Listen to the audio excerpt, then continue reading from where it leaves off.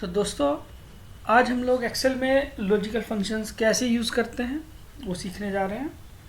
Logical functions का बहुत use होता है जब भी आप कोई भी शीट बनाएंगे, स्टूडेंट ग्रेड शीट आप बनाना चाहें या इन्वेंट्री फाइल से कुछ भी मतलब आप बनाना चाहेंगे तो बहुत जगह बहुत सारे फंक्शंस की ज़रूरत पड़ती है। ये फंक्शन एक ऐसा लॉजिकल फंक्शन है जो हमारा सबसे ज़्यादा यूज़ होने वाला है और ये फंक्शन को अच्छे से आपको आना चाहिए। अगर आप किसी को इफ फंक्शन अच्छे से आता है तो वो एक्सेल में बहुत अच्छा काम कर सकता है।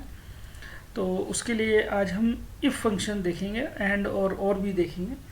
तो सबसे पहले इसके लिए मैंने कुछ एग्जांपल आपको दिखाने के लिए पहले से एक शीट तैयार करके रखी डेटा की। ये डेटा ऑलरेडी तैयार करके रखा है ताकि हमारा समय बच जाए। तो हम इसमें देखते हैं कि किस तरह से हम लोग इफ फंक्शन को यूज़ करेंगे। तो प्रैक्टिकल कुछ करके देखते हैं हम लोग, तभी पता चलेगा इफ फंक्शन कैसे यूज़ होगा। पहले सिंपल देखेंगे, उसके बाद में हम थोड़ा सा कॉम्प्लेक्स की तरफ चलेंगे। तो जैसे हम यहाँ पर देख रहे हैं कि ये लाइन 3 में हम आ गए हैं जे कॉलम में। अब हम यहाँ पर देख रहे हैं कि सपोज़ हम यहाँ पर देखना चाहते हैं कि इंग्लिश में किस किस स्टूडेंट के मार्क्स जो हैं वो ज़्यादा हैं 70 से ज़्यादा है। सपोज हम 70 को लेकर चलते हैं कि 70 से ज़्यादा किस किस के मार्क्स हैं वो हम देखना चाहते हैं। तो कैसे इसको हम यूज़ करेंगे, लेकिन उससे पहले हम इसका सिंटैक्स समझेंगे कि इसका सिंटैक्स क्या होता है। तो इसका सिंटैक्स मैं लिख के आपको बताता हूँ। देखिए, सिंटैक्स हम यहाँ पर लिखते हैं। इफ फंक्शन का सिंटैक्स हम यहाँ पर लिखते हैं सिंटैक्स। तो इसका इफ़ का सिंटैक्स होगा कि हम पहले इफ़ लिखेंगे, उसके बाद हम यहाँ पर लिखेंगे कंडीशन जो कि हमारी ट्रू होगी या फॉल्स होगी। तो यहाँ पर एक लॉजिकल एक्सप्रेशन लिखा जाएगा जिसके रिजल्ट में हमें ट्रू या फॉल्स मिलेगा। उसके बाद हम एक कॉमा लगाकर नेक्स्ट सेकंड पार्ट, इसमें 3 चीज़ें, आपको 3 पैरामीटर देने होते हैं इफ़ को। सेकंड पैरामीटर में हम देंगे जो कि हमें रिजल्ट चाहिए। सपोज हम रिजल्ट में यस चाहते हैं तो हम यहाँ पर सेकंड में यस लिख देंगे। अगर हमारी कंडीशन ट्रू होगी तो इसका रिजल्ट हमें यस के रूप में मिलेगा, और अगर हमारी कंडीशन फॉल्स हो जाती है तो हम नो चाहते हैं तो हम यहाँ पर नो लिख देते हैं। ये हमारे 3 पैरामीटर हैं, देख लीजिए आप। तो अब हम यहाँ पर लिखेंगे, जैसे कि मैंने आपको बताया था कि अब हम यहाँ पर क्या चाह रहे हैं कि जिसके इंग्लिश में मार्क्स 70 से ज़्यादा है, हम वो यहाँ पर लिखना चाह रहे हैं।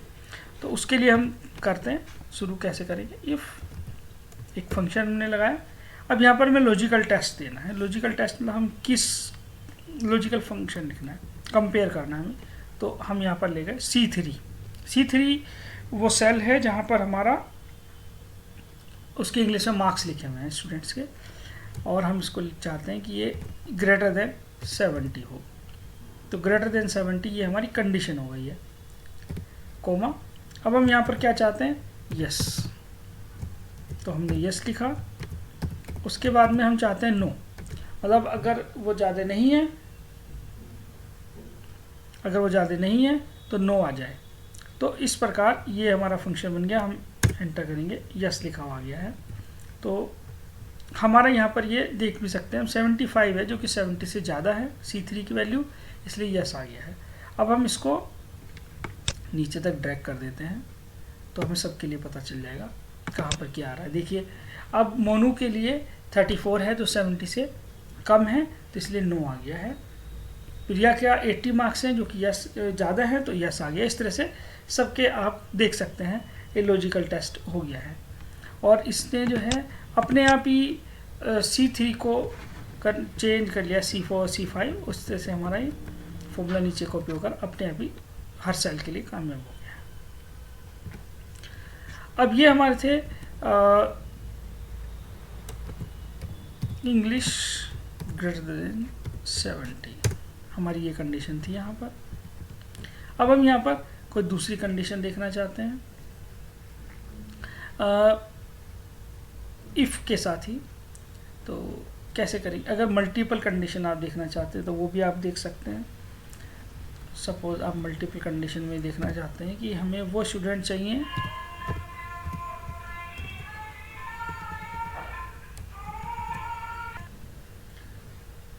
तो इसमें आगे और देखने के लिए हम क्या करते हैं कि हम यहाँ पर टोटल मार्क्स निकाल लेते हैं। अभी टोटल मार्क्स हमने नहीं किए थे इस डेटा में, तो टोटल मार्क्स कर लेते हैं। ये सम का फॉर्मूला है, ये भी आप सीख सकते हैं। यहाँ पर सम में हम रेंज दे देते हैं जहाँ से जहाँ तक हमें सेलेक्ट करना सम करना होता है, और ये हमने नीचे तक कॉपी कर दिया है। तो ये हर स्टूडेंट के टोटल मार्क्स आ गए हैं। तो सपोज हम यहाँ पर देखना चाहते हैं कि वो कौन सा स्टूडेंट है, यहाँ पर हम मल्टीपल कंडीशन लगाना चाहते हैं। तो वो हम देखना चाहेंगे कि कौन सा स्टूडेंट ऐसा है जो टोटल मार्क्स जिसके 150 से ज़्यादा हैं, लेकिन इंग्लिश में मार्क्स उसके 50 से कम हैं।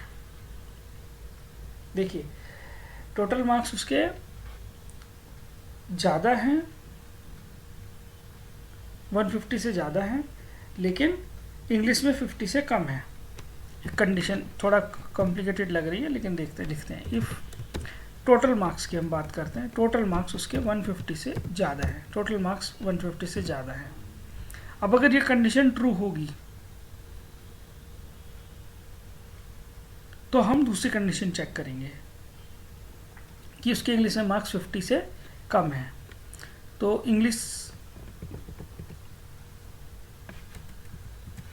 यहाँ पर हम दूसरा इफ लगाएंगे, और यहाँ पर हम देखेंगे कि उसके मार्क्स इंग्लिश में कितने हैं। इंग्लिश में उसके मार्क्स 50 से कम है। ये दूसरी कंडीशन लग गई, ध्यान से देखिए आप इसको। तो हम लिख देंगे यस, मतलब ये दोनों कंडीशन हमारी ट्रू हो रही है, नहीं तो हम लिखेंगे नो। ये हमारा एक इफ बंद हुआ है, हमें बाहर वाला इफ भी बंद करना होगा, तो उसमें भी हम नो लिख देंगे। तो अगर वो कंडीशन हमारी फुलफिल हो रही है कि उसके टोटल मार्क्स तो 150 से ज़्यादा है, लेकिन इंग्लिश में मार्क्स 50 से कम है, तब ये यस दिखाएगा, अदरवाइज ये नो दिखाएगा। देखिए इसे नो दिखा दिया है सोनू के केस में। अब हम इसको नीचे तक कॉपी कर देते हैं, नीचे तक कॉपी कर दिया है। तो हमारे सभी केस में नो हो गया है। ओके, किसी भी केस में कंडीशन फुलफिल नहीं हो रही है, कोई नहीं, हम इसको करते हैं, इसको हम बढ़ा के देख लेते हैं क्या कंडीशन फुलफिल होती है हमारी। अगर हम इसको 75 करते हैं, देखिए इसके टोटल मार्क्स 160 हो गए, तो ये, और लेकिन इंग्लिश में 29 है, तो इस प्रकार ये फुलफिल हो गया हमारी कंडीशन, ये यस आ गया। तो इस प्रकार आप इफ़ को यूज़ कर सकते हैं, अलग अलग तरीके से इफ़ का यूज़ किया सकता है। लेकिन यही फॉर्मूला हम एंड से भी कर सकते हैं। बहुत कम लोग एंड का यूज़ जानते हैं, इफ़ को तो फिर भी काफ़ी लोग यूज़ कर लेते हैं, लेकिन एंड को लोग कम यूज़ करते हैं। तो आज हम एंड का प्रयोग से देखेंगे कि एंड से कैसे हुआ ये। एंड के लिए हम पहले सिंटैक्स लिख लेते हैं। एंड के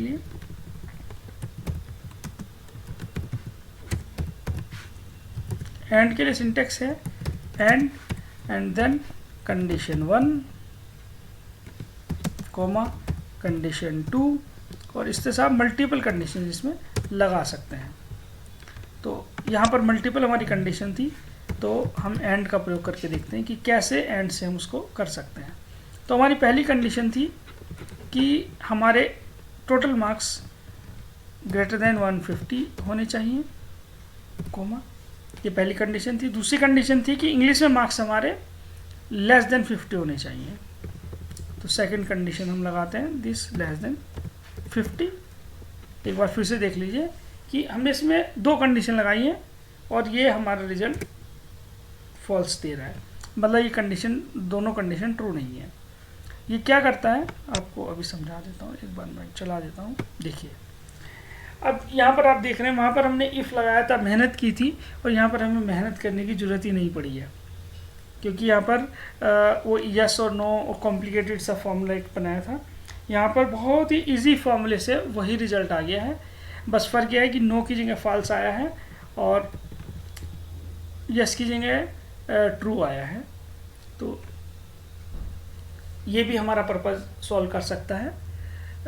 बाकी अगर हमें फिर यहाँ पर कुछ और चाहिए तो हम वो भी लगा सकते हैं। सपोज़ हमें नो ही चाहिए तो हम वो भी कर सकते हैं। और फिर एक सिंपल इफ़ लगाकर और एंड के साथ में इसको यूज़ करके हम उसको यूज़ कर सकते हैं कि अगर ये कंडीशन ट्रू हो तो यस आए, और अगर ये कंडीशन फॉल्स हो तो नो आ जाए। बस देखिए, अब हम इसको मल्टीपल तरीके से हम यूज़ कर सकते हैं। यहाँ से कॉपी कर देते हैं फॉर्मूला। ये देखिए, दोनों फॉर्मूलों का रिजल्ट सेम आ रहा है। यहाँ पर हमने नेस्टेड इफ का यूज़ किया है और यहाँ पर हमने एंड का यूज़ किया है। तो एंड का अकेले भी यूज़ कर सकते हैं आप, लेकिन अगर आपको रिजल्ट को मैनिपुलेट करना है, एंड का रिजल्ट एंड को आप जब यूज़ करेंगे तो रिजल्ट हमेशा आपको ट्रू और फॉल्स में ही आएगा, क्योंकि वो एक लॉजिकल ऑपरेटर है, वो ट्रू और फॉल्स में ही रिजल्ट देता है।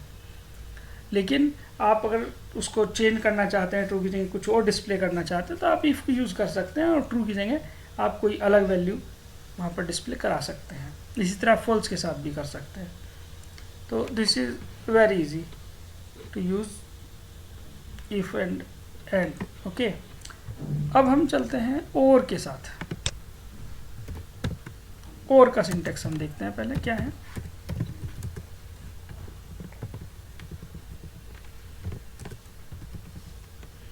और का सिंटेक्स भी एंड के जैसा ही है, उसमें भी condition 1 comma condition 2 comma dot dot dot, कितनी भी कंडीशन आप उसमें लगा सकते हैं, वो सब कंडीशन को चेक करेगा। और अगर कोई भी कंडीशन एक भी ट्रू होगी तो उसका रिजल्ट ट्रू आ जाएगा। एक भी at least one condition is true, समझ लीजिए आप। और में जब आप कोई भी कंडीशन दे रहे हैं, आप 1 2 4 5 6 कंडीशन दे सकते हैं, तो अगर उनमें से एक भी कंडीशन ट्रू होगी तो उसका रिजल्ट ट्रू में आ जाएगा। और एंड में अलग चीज़ होती है, एंड में अगर सारे ट्रू होते हैं तभी ट्रू आता है, नहीं तो फॉल्स आ जाता है। एंड में सभी कंडीशंस को ट्रू होगी तभी रिजल्ट ट्रू आएगा। ठीक है, तो अब हम और का यूज़ करके देखते हैं। हम देखते हैं कि किसी स्टूडेंट कौन सभी सब विषय में पास है, सभी सब्जेक्ट्स में जो पास है, उसके लिए हम लगाते हैं इसको। देखते हैं कैसे। पहले उसके लिए पास होने के लिए 33 मार्क्स आने जरूरी है, तो हम ग्रेटर देन 32 कर देते हैं कोमा। पहली कंडीशन हो गई। दूसरी कंडीशन हम लगाने जा रहे हैं, इसको भी हम 32 लगाएंगे, और तीसरी कंडीशन हम लगाएंगे, इसको भी हम 32 लगाएंगे। तो इस प्रकार हमने तीनों कंडीशन उसके अंदर दे दी है। अब देखते हैं अब ये क्या होगा कि जो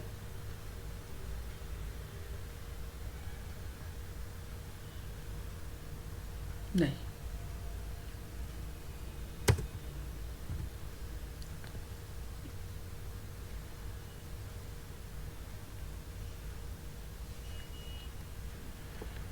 ये वो बता रहा है कि जो एक भी सब्जेक्ट में पास है ये उसका बता देगा। नहीं, हम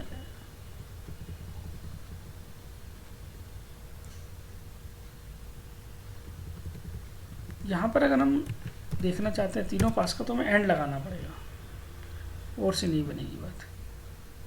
और ये बताएगा कि वो सभी सब्जेक्ट में पास है, तो यहाँ पर एंड से होगा। तो जो सभी सब्जेक्ट में पास नहीं है उनके लिए फॉल्स लिखा हुआ आ रहा है, और जो सभी सब्जेक्ट में पास है उनके लिए ट्रू लिखा हुआ आ रहा है। देखिए कैसे, आप देख सकते हैं यहाँ पर 75, 88 और 77, तो ये तीनों सब्जेक्ट में पास है, लेकिन मोनू पास नहीं है। वो हिंदी में 24 नंबर आए हैं तो वो पास नहीं है, इसलिए फॉल्स आ गया। ठीक है, और के लिए हम दूसरा कोई एग्जाम्पल देख लेते हैं।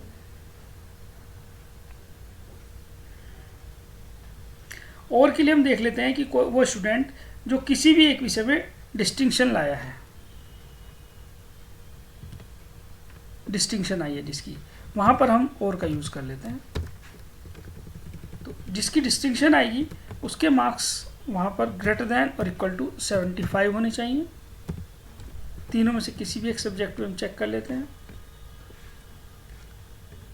ग्रेटर दैन इक्वल टू 75,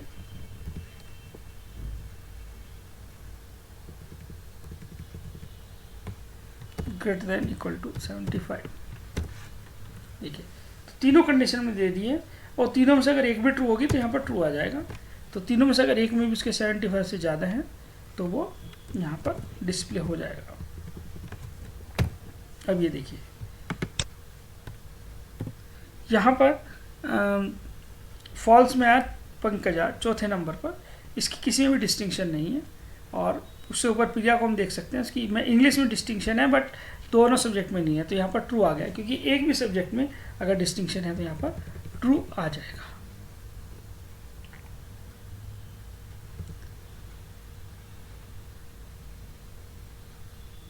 तो मुझे लगता है कि आप लोग समझ गए होंगे कि कैसे हम एंड और एंड इफ़ का यूज़ कर सकते हैं। ये लॉजिकल फंक्शंस हैं, इनको यूज़ करके आप मार्कशीट, मार्क कार्ड कुछ भी बना सकते हैं और इजीली आप देख सकते हैं कि कौन बच्चा पास है, फेल है, क्या है, कुछ भी। और सिंटेक्स अगर आप क्लियर हो गया है तो यूज़ तो आप इसको कहीं भी कर सकते हैं, अपनी मर्जी के हिसाब से, अपने हिसाब से आप इसको अलग अलग जगह पर यूज़ कर सकते हैं। इफ़ जो है वो नेस्टेड लूप है, इफ़ एक नेस्टेड फंक्शन की तरह भी आप इसको यूज़ कर सकते हैं, एक इफ़ के अंदर दूसरा इफ़, इस तरह से आप मल्टीपल इफ़ यूज़ कर सकते हैं, लेकिन वो थोड़ा कॉम्प्लिकेटेड हो जाता है। और कई बार उसकी जगह आप लॉजिकली अगर सोचेंगे तो एंड का यूज़ वहाँ पर शायद ज़्यादा सिंपल होगा। देखिए यहाँ पर मल्टीपल कंडीशंस थी और इफ़ को यूज़ करके भी हम ये वाली कंडीशन लगा सकते थे, और उसके लिए हमें 3 इफ़ लगाने पड़ेंगे, 3 इफ़ फंक्शन लगाने पड़ेंगे, लेकिन यहाँ पर सिर्फ एक ही एंड से काम चल गया है। इसी तरह हमने ये और लगाया है, यहाँ पर भी अगर हम इसको इफ़ को यूज़ करके करना चाहें तो हमें 3 इफ़ लगाने पड़ेंगे, लेकिन यहाँ पर एक ही और का काम करके चल गया है। बस आपको लॉजिकली सोचना है अपनी प्रॉब्लम को, और आप इन फंक्शंस का यूज समझ गए होंगे, आप इनको अच्छे से यूज़ कर सकते हैं। Thank you. और इसी तरह की एक्सेल की जानकारी के लिए, एक्सेल की नॉलेज के लिए, लर्निंग बढ़ाने के लिए एक्सेल में देखते रहिए हम मेरा चैनल और सब्सक्राइब कीजिए, जिससे आपको नए नए वीडियोस के बारे में नोटिफिकेशन आ जाए और आप उनको देख पाएँ। Thank you.